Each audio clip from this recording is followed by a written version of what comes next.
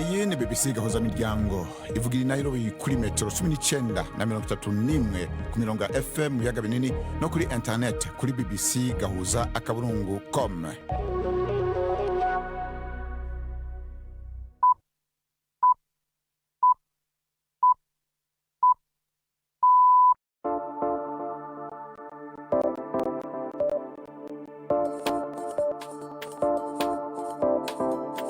Ubu ni isaha imwe n'igice z'ijoro i Nairobi, ni isaha 12 n'igice z'umugoroba mu Burundi no mu Rwanda.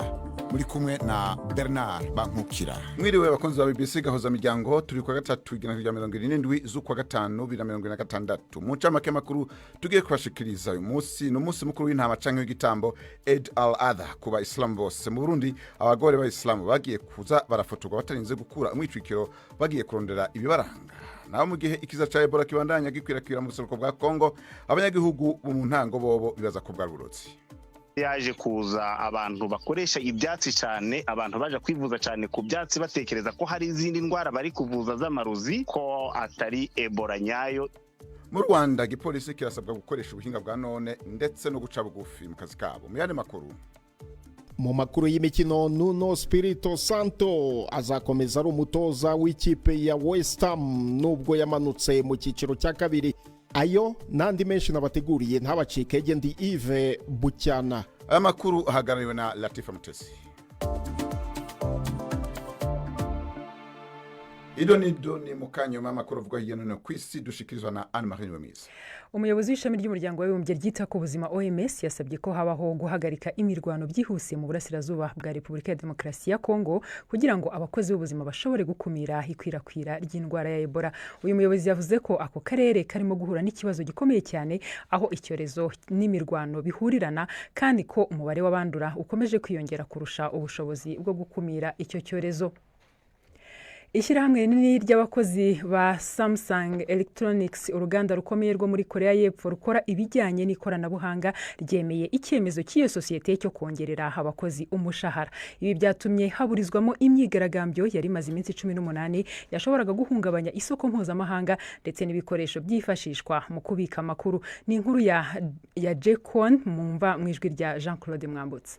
Aya masezerano azatuma Samsung Electronics ishobora kuzigama 10% by'inyungu zayo kugira ngo azatangwe nk'agahimbazamusyi ku bihumbi by'abakozi bayo bo mu ishami rikora iby'ubwenge buhangano. Aya masezerano atumye hahagarikwa imyigaragambyo yari gutera igihombo cya miliyari 40 z'amapaundi. Iyi nkuru yatumye isoko rikomeye ry'imigabane muri Korea y'Epfo rizamura agaciro.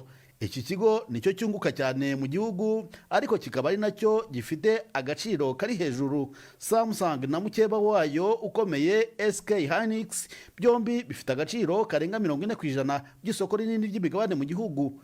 Izi mpaka z'akazi zirarangiye, ariko ibibazo birebana n'ubusumbane nibwo bitangiye. Aya masezerano ashyize ahagaragara intera ikomeje kwiyongera hagati y'abakozi mu kigo cy'ubwenge buhangano ndetse n'abandi bakozi ba Samsung. Aba ba mbere ngo bazunguka akayabo kabarirwa mu bihumbi amagana by'amapaundi, mu gihe abandi bakozi bakora telefone zigezweho cyangwa smartphones ndetse n'amateleviziyo bo bazabona igice gitoya cyayo.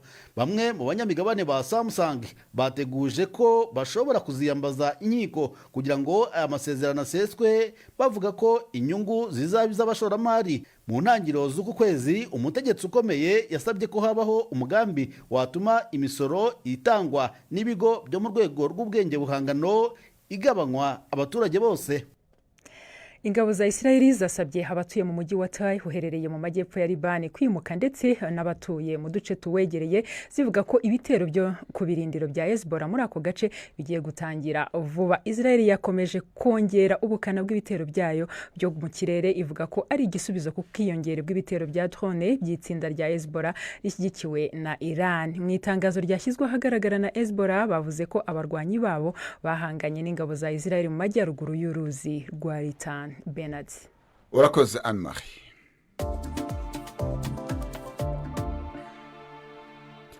Abajejwe amagara y'abantu muri Kongo Kinshasa bavuga ko abantu barenga 3600 bahuye n'abarwayi ba Ebola ari bariko barakurikiranwa, mu gihe ubutegetsi buriko bwihutira guhagarika ikwirakwira ry'ico kiza. Akarere karangwa mu ico kiza cyane ni Ituri. Inkuru ya Abimana Chansar.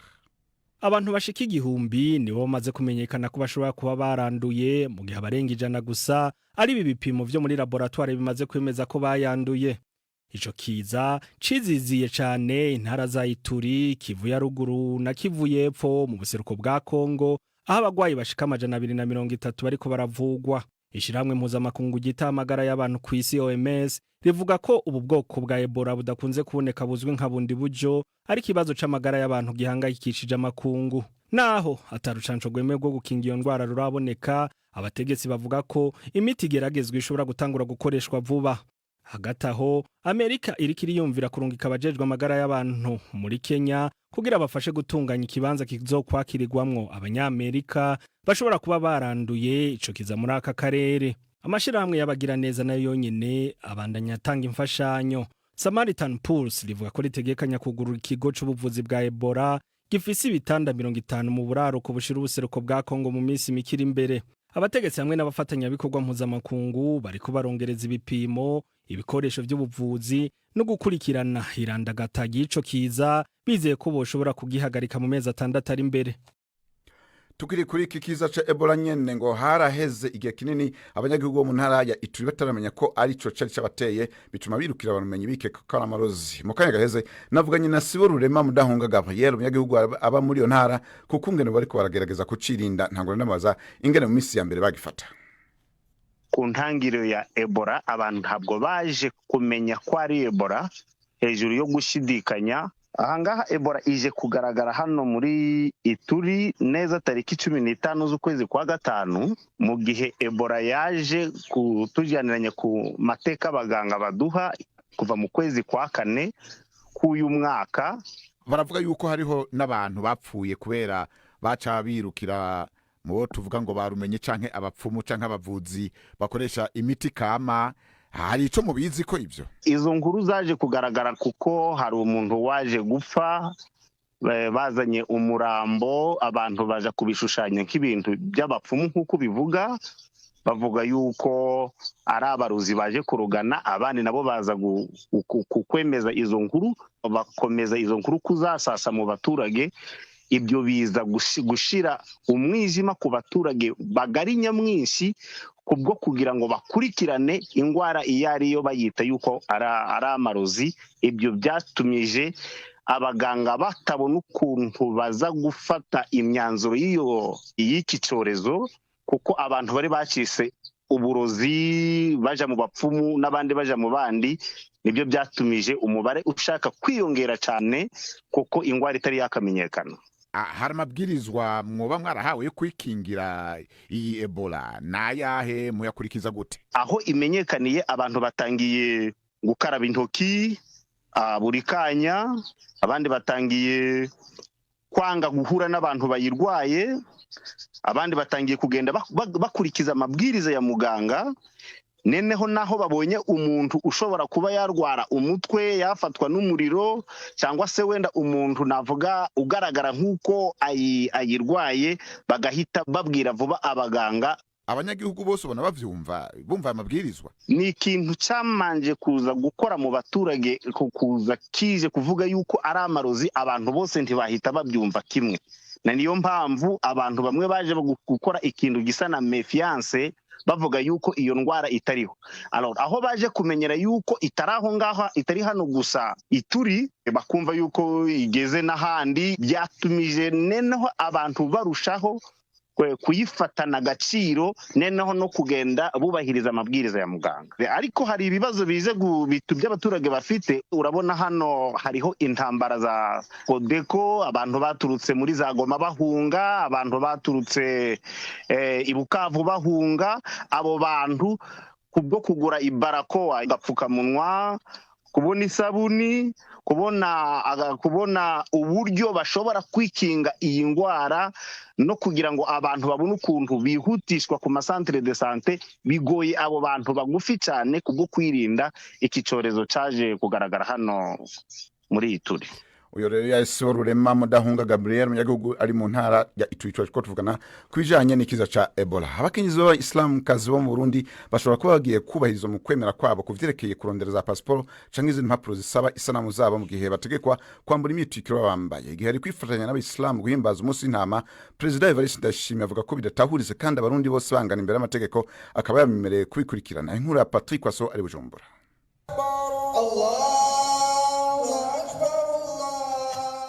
Aho ni kuyobora ryitiriwe ukwikukira canke Boulevard de l'Indépendance iri muri quartier Rohero.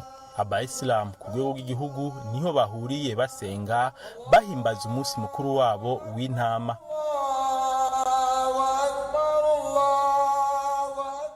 Mwijambo ryiwe mufti w'Abayisilamu mu Burundi Salum Nayabagabo yashimiye Abayisilamu ku rwego bagezeho mu iterambere mu buzima bwabo bwa misi yose.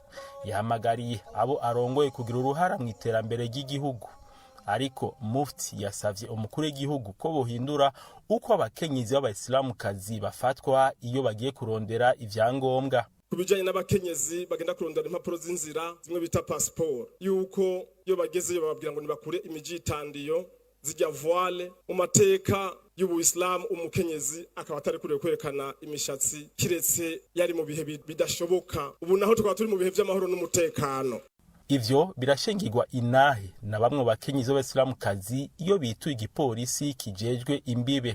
Kuri bo ngo baba bariko barahohoterwa mu kwemera kwabo. Tugiye kurondera iyo passport cyangwa laissez-passer barinda kutubarira dukuri igitambara kugira badufotore neza. Ori baba bazi ko Isilamukazi abagizwe no kwitwikira, kuko twege twitwikiriye niyo mila yacu, kuko umukobwa birabujijwe n'isura ko yoboneka. Mugabo tugeze kurondera ivyo byangombwa bakakubarira ukure, kuko ubugikeneye utegerezwa gukura, mugabo naho ugikura uba utaryohewe. Kugira bamufotore aca baca bamubwira ati ni witwikurure ibyo wambaye. Iyo ngingo n'ukuri abamizirmane bose ntibari bayifashe neza. Abwo bamwe kugira bagende kurondera passport baca bavuga ati Jose nojayo kubera barasaba ko umuntu yo kwitwikurura.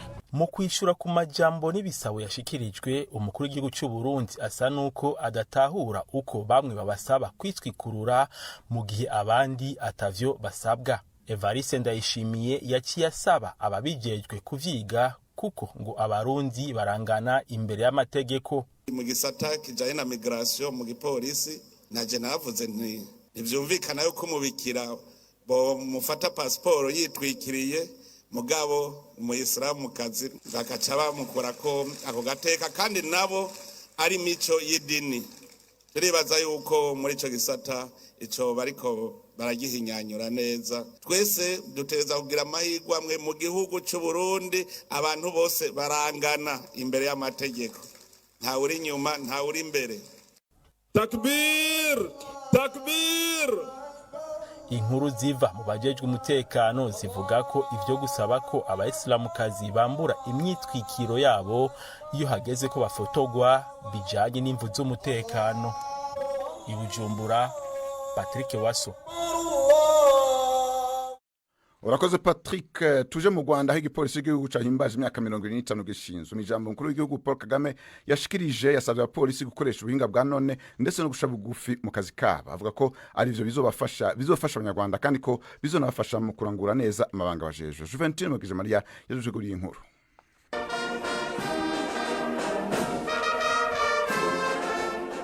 N'umuhango wabereye mu kigo cy'amahugurwa cya polisi Gishari giherereye mu karere ka Rwamagana.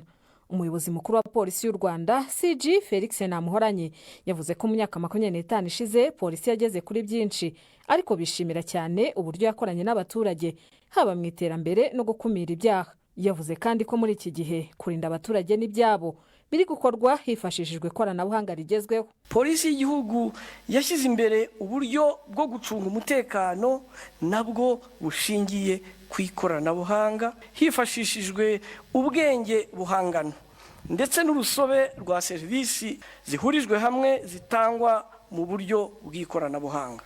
Muri iki gihe abajura bashaka kwiba banki ntibagikeneye kumena inzugi zayo, yemwe ntibakinakeneye kugera aho iyo banki yubatse.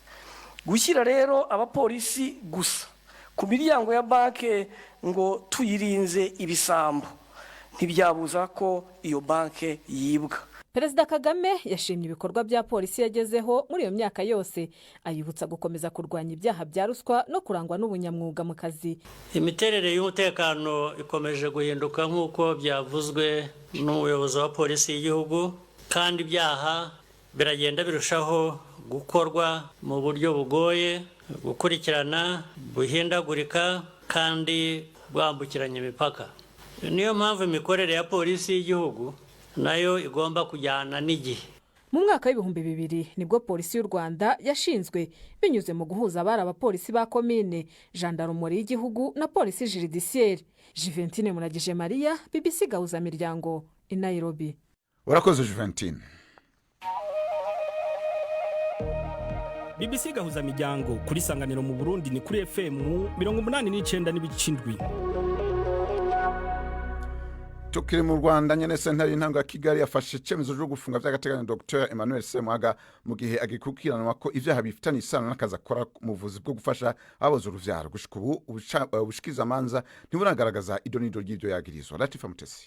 Kwa kabiri urukiko rw'ibanze rwo mu mujyi wa Kigali rwafashe icyemezo cyo gukomeza gufunga by'agateganyo Dr Emmanuel Semwaga, umuganga uzwi cyane mu Rwanda mu bijyanye no kuvura no gufasha ababuze urubyaro. Semwaga amaze ibyumweru afunze akekwaho ibyaha bifitanye isano n'akazi akora nk'umuganga. Bivugwa ko yafashaga abantu bafite ibibazo byo kutabyara, akabafasha hakoreshejwe uburyo bugezweho bwo gutera intanga ababuze urubyaro ndetse no gutwitira abandi bizwi nka surrogacy. Bimwe mu bice by'urubanza rwe byabereye mu muhezo, gusa amakuru avuga ko ibyo akekwaho bifitanye isano n'izo serivisi z'ubuvuzi bw'imyororokere. Dr Semwaga ni umwe mu baganga bake bazwi cyane muri uru rwego mu Rwanda. Yamenyekanye cyane igihe yakoraga mu bitaro bya La Croix du Sud i Remera mbere yo gukomeza ibikorwa bye mu bindi bitaro byigenga. Mu gihe urubanza rugikomeje, urukiko rwemeje ko azakomeza kuburana afungiye muri gereza ya Kigali i Mageragere. Twagerageje kuvugisha urwego rw'inkiko mu Rwanda ndetse n'umuvugizi w'ubushinjacyaha ku makuru arambuye ku byaha Semwaga akekwaho, ariko ntibadusubije kugeza ubu. Urakoze Latifa. Indege ya mbere twabanyagana baba muri Afrika y'Epfo yamaze kugira Accra muri Ghana, aho bakiriwe n'ushikanganje aje imigendera hamwe n'abandi bategetsi batandukanye ico gihugu. Ambasaderi wa Ghana muri Afrika y'Epfo Benjamin Kwashe yabwiye BBC ko hari bamwe batashoboye kuja muri iyo ndege. Ni inkuru ya Mayene Jones mw'ijwi rya Anne Marie Mwiza. Guverinoma ya Ghana ivuga ko yari intangiriro y'igikorwa cyo gutahura abaturage bayo barenga 800 biyandikishije ko bashaka gutaha bava muri Afrika y'Epfo. Ibi bije nyuma y'imyigaragambyo imaze iminsi ibera mu mijyi itandukanye muri icyo gihugu yamagana abinjira mu buryo butemewe n'amategeko, bamwe bakanagaragaza ko bishobora kongera ibikorwa by'ihohoterwa rishingiye ku kwanga abanyamahanga. Cyakora abari biteguye gutaha bose siko bagiye kubera impamvu zitandukanye. Muri abo harimo umubyeyi n'abana be babiri batemerewe kugenda kubera kubura ibyangombwa by'abana by'amavuko, hamwe n'abandi 16 bari ku rutonde rw'abagomba gutaha kuri uyu munsi, ariko bakaba batashoboye kugenda nyuma y'impinduka zabaye ku munota wa nyuma. Ngo ibyo byatewe n'uko ku rutonde hongeweho abandi bantu 26 bafunzwe bazira ibibazo by'amategeko y'abinjira n'abasohoka, bakaba bari bavanywe muri gereza ya Lindera mu gihe hari handitswe 10 gusa. Ibi byatumye abo 16 basigara, bikaba biteganyijwe ko bazagenda mu cyumweru gitaha mu yindi ndege ijya muri Ghana. Ambasaderi Benjamin Kwashi avuga ko intego ya mbere ari ukurengera umutekano w'abanyegana baba muri Afrika y'Epfo. Abateguye imyigaragambyo cyane cyane umutwe witwa March and March bavuga ko abinjira mu gihugu batabifitiye uburenganzira bashyira igitutu kuri serivisi rusange. Ni mu gihe bamwe mu basesenguzi batekereza ko iyi myumvire igenda yiyongera ishobora no kubifitanya isano n'amatora y'inzego z'ibanze ateganijwe mu kwezi kwa 11 muri icyo gihugu. Urakoze Anma. Unaho twahonje kwikina n'icuro na gejo.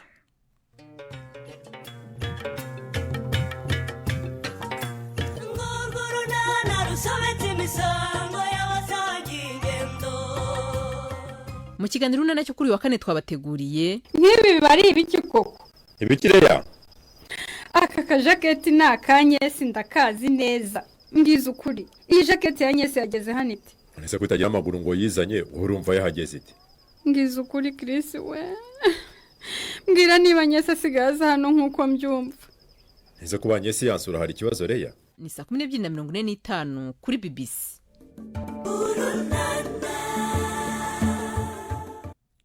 Ubu naho tukaba tugeze ku isaha 12:49 iruharambuga mu Rwanda no mu Kayongozi mu Burundi. Twakire Yves Bucana makuru nkino. imikino kuri BBC gahuza miryango. Mwereho neza mwese bakunze imikino kuri BBC. Mpere muri basketball, imikino ya BAL ihuza amakipe y'ibihangange muri Afurika irakomeje i Kigali. Ejo kuwa kabiri ikipe ya Al Ahly yo mu gihugu cya Libya yatsinze Tunisia Club Africain ku manota 98-80, naho Petro do Luanda yo muri Angola itsinda Dar es Salaam City yo muri Tanzania ku manota 83-69. Uyu munsi mu kanya ku isaha ya saa moya kipe ya RSSB Tigers iresurana na Al Ahly yo mu gihugu cya Misiri. Ku mugabane w'Uburayi, umutoza Nuno Espirito Santo w'ikipe ya West Ham byatangajwe yuko azakomeza gutoza ikipe ya West Ham nubwo yamanutse mu cyiciro cya kabiri. Ni nyuma yo kugirana inama n'abayobozi b'iyi kipe nawe akiyemeza kugumana nayo. Ku mugabane w'Uburayi kandi muri iri joro harakinwa umukino wa nyuma w'igikombe cya UEFA Conference League. Ikipe ya Crystal Palace yo mu Bwongereza irahura n'ikipe ya Rayo Vallecano yo mu gihugu cya Espagne. Umukino urabera i Leipzig mu Budage.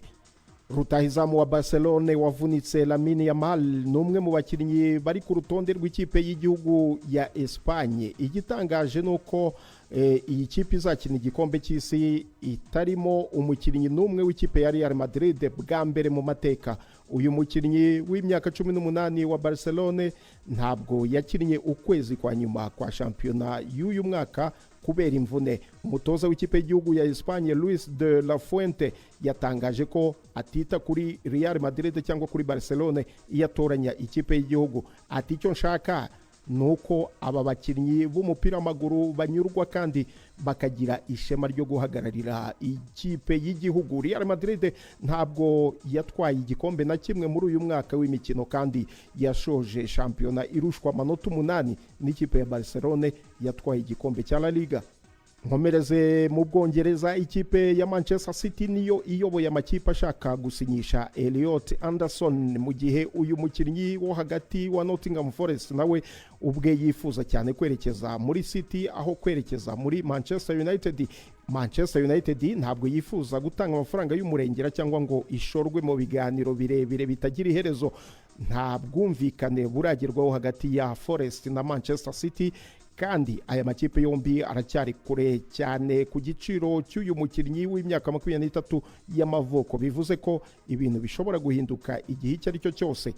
Ahandi muri tenisi, ibihangange mu mukino wa tenisi mu irushanwa rya French Open rizwi kandi nka Roland Garros birimo gukoresha amayeri atandukanye y'ikoranabuhanga ngo birwanye ubushyuhe bukabije i Paris. Imikino iraba muri ibi bihe by'ubushyuhe bitari bisanzwe mu kwezi kwa gatanu byatumye ubushyuhe buzamuka kugera kuri °C 34. Ibikoresho bigezweho byo gukonjesha biri kwifashishwa. Abakinnyi nka Alina Sabalenka barimo gukoresha udukoresho duto tw'ikoranabuhanga twabugenewe dutanga umuyaga mwinshi n'umwuka w'amazi n'utundi dukonjesha umubiri iyo bicaye mu karuhuko gato mu gihe cy'umukino.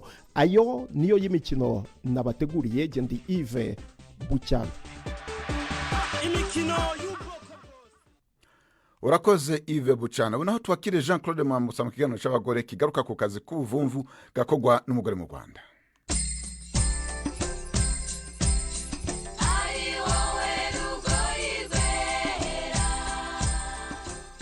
Mwiriwe neza nshuti mudukurikiye, ikaze muri iki kiganiro cyacu cy'abari n'abategarugori. Kuri uyu mugoroba turi mu karere ka Ngororero mu murenge wa Muhororo, aho twasuye umugore wiyemeje kwinjira mu bworozi bw'inzuki cyangwa ubuvumvu. Nyine inzuki nazo nyine niba zivuye mu ruvumvu rwa hariya zizajya muri wa muzinga wanjye mba naziteze. Vestine Uwizeyimana w'imyaka 36 avuga ko amaze imyaka 8 mu mwuga w'ubuvumvu. Kera hariho kumva ngo umugabo ni ushoboye gukora ubuvumvu, ariko kubera ko muri iyi minsi buri muntu wese yaritinyutse, yaba umudamu yaba umukobwa, tubona ko dukwiye gufatanya na basaza bacu. Natwe turavuga ngo tugiye gufatanya nabo dukora ubuvumvu. None se yaba umugabo wawe cyangwa se abagabo musangiye koperative babona gute umugore winjiye mu mwuga wari urimo abagabo? Ni ikintu babona gisanzwe? nta kintu biba bibatwaye, ahubwo babona ko dukwiye gufatanya, kubera ko baraboha natwe tukaboha, tukajya kwagika, tukagenda tugahakura, ubona nta kibazo nabo babifiteho. Ni iki cyo gutera umwete ukuramo iki? Inzuki ni nk'inka woroye, buriya iyo woroye inka ugakama amata abana bakanywa wumva unezerewe.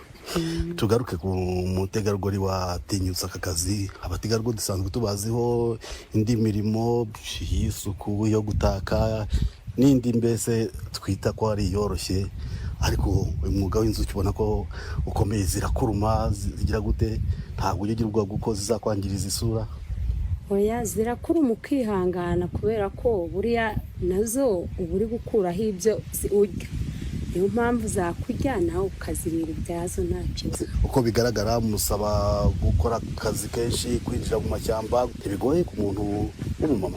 Biba bigoye, ariko akazi kakugaburira umuryango ntabwo wakinuba. Ubuvumvu nta kintu bitwaye. Hari igihe umuntu n'uwagiye guhinga cyangwa gukora akandi kazi ataha yananiwe cyangwa afite icyamubangamiye, imvura nyinshi yamunyagiye, nk'umwaka akazi k'ubuvumvu n'iki kijya kikugora cyane ku buryo utaha wumva wacitse intege? Byose biravuna, kubera ko no kugira ngo utegereze ikintu mutasezeranye ujye kwagika utegereze ko zizinjiramo, nabyo ni imvune. Nk'umugabo wawe ntabwo bimutera ubwoba ko yumva ko umugore yagenda akaza gutaha azanye isura yabyimbye? Oya, yumva ko ari ibisanzwe, kubera ko niyo wagiye guhinga wakwitema kandi ukivuza, ukaba ufite ubushake, kubera ko ubuze inyungu yabyo. Ku bandi borozi nk'aborozi b'inka, hari ufata inka cyane cyane ikamwa akayigereranya n'umubyeyi, wowe nk'inzuki uzifata gute? Inzuki nazo buriya ni nk'umubyeyi wawe, kubera ko buriya niyo urwaje umwana ukaba wabona ubuki umuha utagiye kubushaka ahandi, nabyo birakunezeza. Ubu se ubonye akandi kazi wakora katagusaba kukoze kudwinga, katagusaba guterera imisozi, ntabwo wazireka? Wagakora, ariko nazo wabikora, kubera ko ubuvumvu ntabwo buvunana cyangwa ngo butume utakora akazi k'ubuhinzi, ak'ubworozi bundi.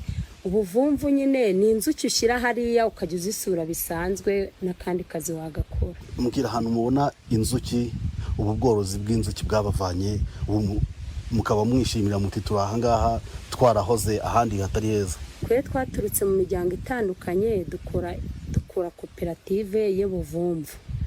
Ubwo duteranye tugahura, niba hari amafaranga twakuye muri bwa buki tukayahuza, buri muntu wese ukeneye wenda tukamuguriza yakeneye, akajya gukemura ikibazo cye cyagategura nk'agashinga ke, tubona ntacyo bitunejeje. Nubwo aka ari akazi katoroshye, Vestine avuga ko ubuvumvu bwatumye umugore agira ijambo mu rugo rwe, kuko bumuha ubushobozi bwo gukora ku ifaranga, bityo akaba yagira uruhare mu buzima bw'umuryango.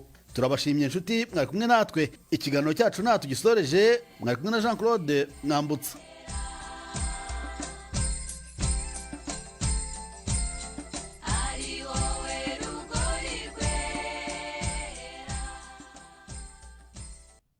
nuko rero kumbure Jean Claude Mwambutsa abwira ngo n'abandi bagore bo mu bindi bihugu ngira ngo bazofata ako karorero k'abagore bo mu Rwanda, mu Burundi tuvuga ngo nta mwuga udakiza. Urakoze cyane gose.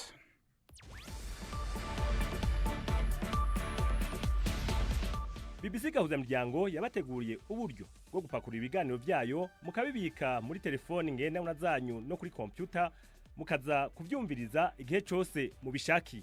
Ibiganiro bya BBC Gahuzamiryango mukunda nk'amakuru, imvo n'imvano, urunana, ikiganiro cy'abagore cyangwa bazamuganga, ubu biraboneka kuri podcast.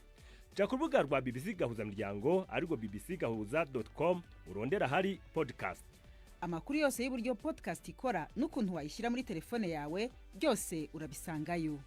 Pakurura ikiganiro ukunda canke amakuru wumvirize uko ushaka aho uri hose, ntusubire gucikwa na kimwe. Teramana n'ibiganiro bya BBC Gahuzamiryango kuri podcast.